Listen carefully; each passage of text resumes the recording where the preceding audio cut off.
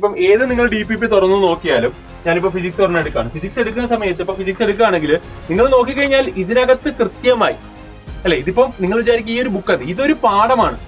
അതായത് നിങ്ങൾ ഇവിടെ നോക്കിക്കഴിഞ്ഞാൽ ചാപ്റ്റർ 17 കറണ്ട് ഇലക്ട്രിസിറ്റിയുടെ മാത്രമാണ് ഈ ഒരു DPP.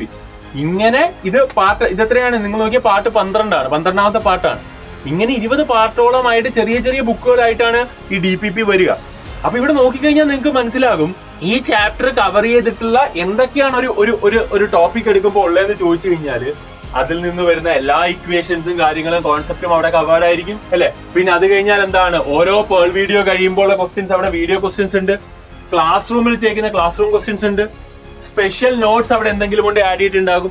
നിങ്ങൾക്ക് എന്തെങ്കിലും നോട്ട്സ് ആഡ് ചെയ്യണമെങ്കിൽ അതിനും അവിടെ സ്പേസ് ഉണ്ട്, നിങ്ങൾക്ക് എഴുതാനുള്ള സ്പേസ് ഉണ്ട്. അപ്പൊ ഇവിടെ നിങ്ങൾ ഓരോ ചോദ്യത്തിന്റെയും ആൻസർ നിങ്ങൾ തന്നെ എഴുതും. അപ്പൊ നിങ്ങളുടെയും കൂടെ ഇൻവോൾവ്മെന്റ് ഉള്ള നോട്ട് ആയിരിക്കും. ഓരോ ക്ലാസ് കഴിയുമ്പോൾ നിങ്ങൾ ഇവിടെ ആൻസർ എഴുതും. അപ്പം സാധാരണ ഒരു നോട്ട് പോലെയല്ല, നിങ്ങളുടെയും കൂടെ ഇൻവോൾവ്മെന്റ് വരുന്ന ഒരു നോട്ടായിരിക്കും ഈ DPP എന്ന് പറയുന്നത്. അത്രയും സ്ട്രക്ചേർഡ് ആണ് നമ്മുടെ ഈ ഒരു DPP സിസ്റ്റം എന്ന് പറയുന്നത്.